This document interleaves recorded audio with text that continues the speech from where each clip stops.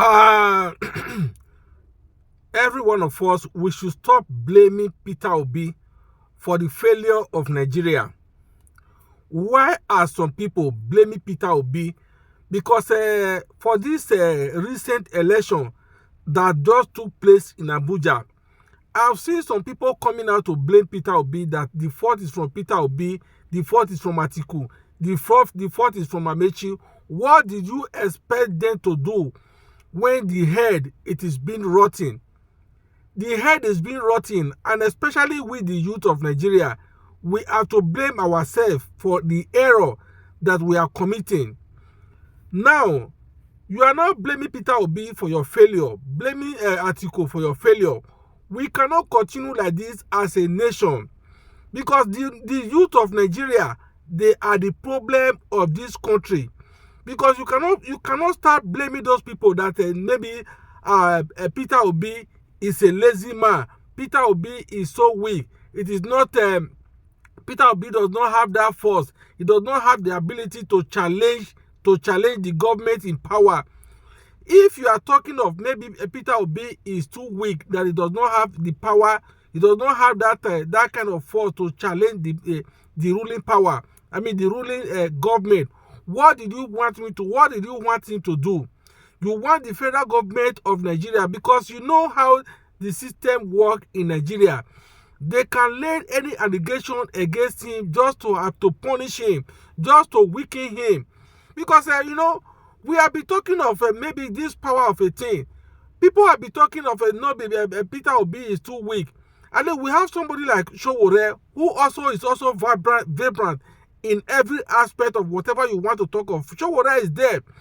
But with the youth, how many people that come out to support Sowore during the time of election, during the time of campaign? How many people come out to campaign for Sowore? If you say that maybe Peter Obi is too weak, then why can't you go for Sowore that you say that the Sowore has a fault? You see, we are always good in judging others. Meanwhile, we are not ready. Look at the kind of people that is ruling us today. We have about 80, 70 something years that is ruling Nigeria. And the youth of Nigeria are also the one supporting them, that yes, they are doing well. Is that not a big shame? According to what they used to say, no be juju be that. That one is the real juju that is worrying Nigeria. Because I watched this man, Sheyi Law, the interview he did in a Honest Ball. It's a very big share. Although we know that it is not today that Sheyi Law started supporting Mr. Tinubu, that is the president of Nigeria. Looking at the way Sheyi Law was talking, that Tinubu have made Nigeria a paradise on earth. Since Tinubu come into power, Nigeria economy is booming, and the poor man can feed. You now that is talking, it's not because of, sometimes we human beings, the way we reason, it is not the way that others are talking. It's not because of maybe you are benefit from the government of the day. This is the reason you are supporting him. You cannot force others to support what you are supporting, when you know that the people you want to force on them, they are not benefit anything from him.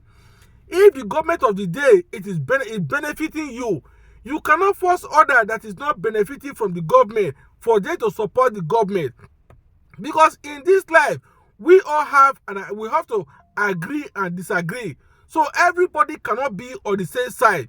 Because the way Sheyi Law was talking, yes, saying that Tinubu have made everything, the electricity is working, and the coastal highway, every one of us can even give a testimony of what happened of recent, that the rain that has fell on that coastal highway floods some part of the highway, of which we are looking for road to pass. We have other roads that which they're supposed to use the money to renovate or reconstruct. They are now constructing new one that they know that after 8 years, that road they're not going to finish constructing it. Ibadan Expressway have been under construction since the ages of many years.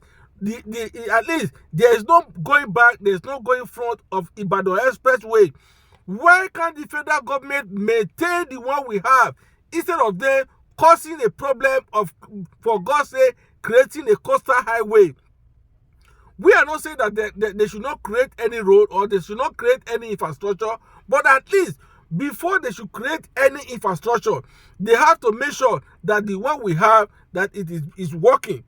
Okay, now the coastal highway now, nobody know what is going to be the end, because we have been seeing that David Umahi has been saying that this coastal highway is going to last for 100 years. They are using asphalt, they are using this, they are using that.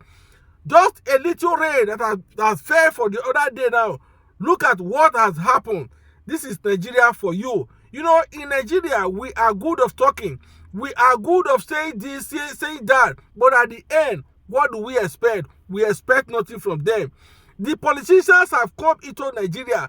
The problem is that the youth who are supporting the politicians are the problem that we are having. The politician does not go out to go and ring election. The politician does not go out to go and steal ballot box. It is the same youth, just like me and you, that is working for them, that is giving them power just because of the little amount they are going to give to me or give to you. So you see, if we are saying that Tinubu is a strategist man, Tinubu is this, Tinubu is that, Tinubu cannot leave his office and say he want to go out. Tinubu does not know what is going on in the polling unit or in the field. So he said, people, it is the youth that are doing the jobless work for them. It is the youth that are doing the unnecessary work for them. Look at now, they are now employing, or they are now ganging the youth, saying that they are city boys, or even Obi is not saying the village boys. So, you know, all these things are just politics. It is with the youth that they are using. Nigeria now is now becoming like a Cameroon, where we have about 90-something years old who is also contesting as the president, and people are willing to vote for him.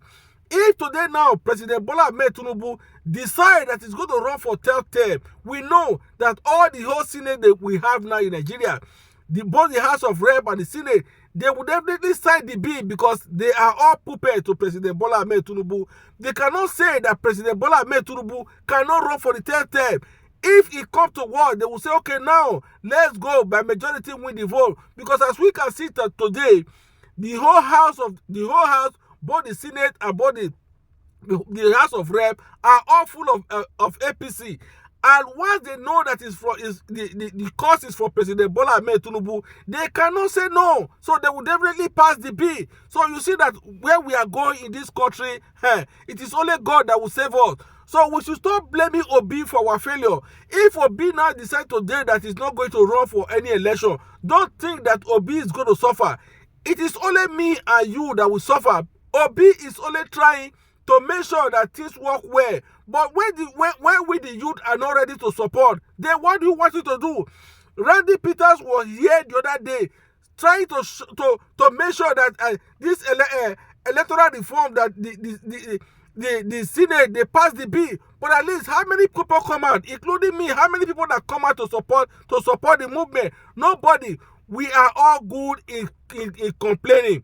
We are all good in complaining in front of our television, in front of our phone, because it is not by making content here and there, because the Nigeria belongs to every one of us.